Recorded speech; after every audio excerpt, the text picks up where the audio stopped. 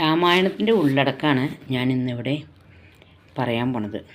ശ്രീരാമൻ അയോധ്യയിലെ രാജാവായിരുന്ന ദശരഥൻ്റെ പുത്രനായും വിഷ്ണുവിൻ്റെ അവതാരമായും രാമായണത്തിൽ ചിത്രീകരിക്കപ്പെടുന്നു. ധർമ്മം, നീതി, ത്യാഗം, സ്നേഹം, കടമ എന്നിവയുടെ ഉദാത്തമായ മാതൃകയാണ് രാമൻ്റെ ജീവിതം. രാവണൻ എന്ന രാക്ഷസ രാജാവിനെ വധിച്ച് ലോകത്ത് ധർമ്മം സ്ഥാപിക്കുന്നതാണ് രാമായണത്തിൻ്റെ ഇതിവൃത്തം. രാമായണത്തിന് 7 കാണ്ഡങ്ങൾ. ആദ്യത്തേത് ബാലകാണ്ഡം. രാമൻ്റെ ജനനം, ബാല്യം, വിശ്വാമിത്രൻ്റെ ഒപ്പമുള്ള യാത്ര, സീതാസ്വയംവരം എന്നിവ ഇതിൽ ഉൾപ്പെടുന്നു.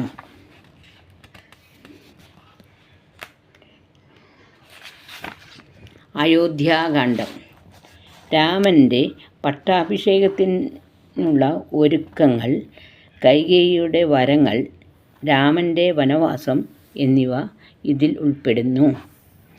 ആരണ്യകാന്ഡം. രാമനും സീതയും ലക്ഷ്മണനും വനത്തിൽ കഴിയുന്നതും സീതാപഹരണവും ജടായുമരണവും ഈ ഭാഗത്താണ്.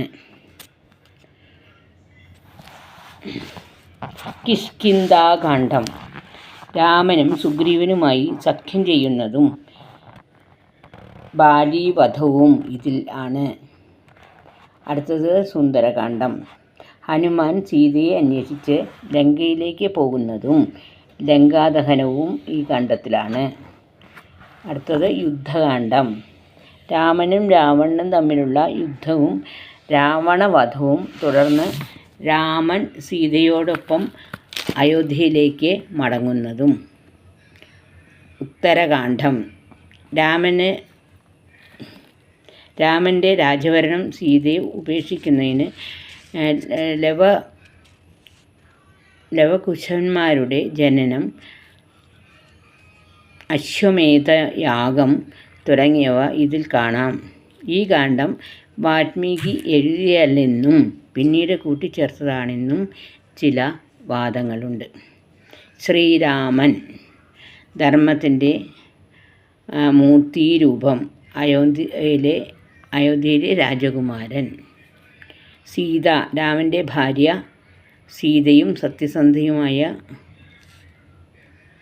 ഒരു സ്ത്രീ ആണ്. സത്യസന്ധതയും ധീരതയും ഇവർക്കുണ്ട്.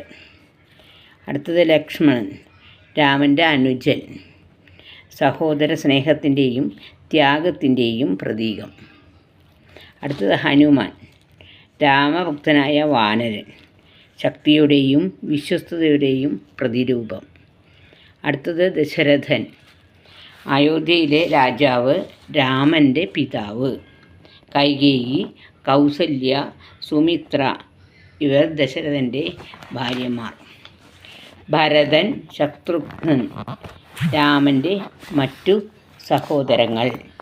രാവണൻ, ലങ്കയിലെ രാക്ഷസ രാജാവ്, രാമായണത്തിലെ പ്രധാന പ്രതിനായകൻ.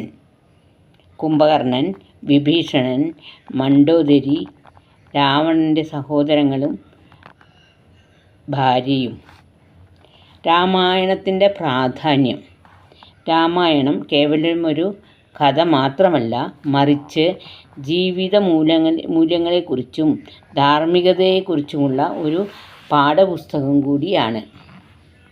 സ്നേഹം, വിശ്വസ്തത, ത്യാഗം, സത്യസന്ധത, ഭക്തി തുടങ്ങിയവ ഉദാത്തമായ മാനുഷിക മൂല്യങ്ങളെ ഇത് ഉയർത്തിപ്പിടിക്കുന്നു.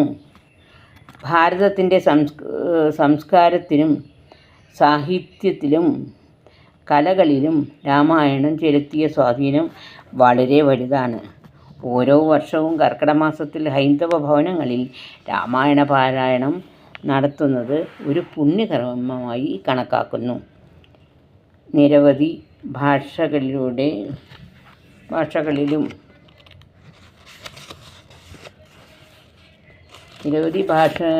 രൂപങ്ങളിലുമായി രാമായണം നിലവിലുണ്ട്.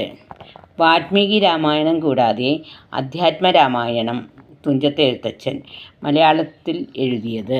തുളസീദാസ രാമായണം, രാമചരിത മാനസം, കമ്പരാമായണം തുടങ്ങിയവ അനേകം രാമായണങ്ങൾ ലോകത്ത് പ്രചാരത്തിലുണ്ട്. ഓരോ രാമായണത്തിനും അതിൻ്റേതായ ഭാവവും വ്യാഖ്യാനങ്ങളും ഉണ്ട്.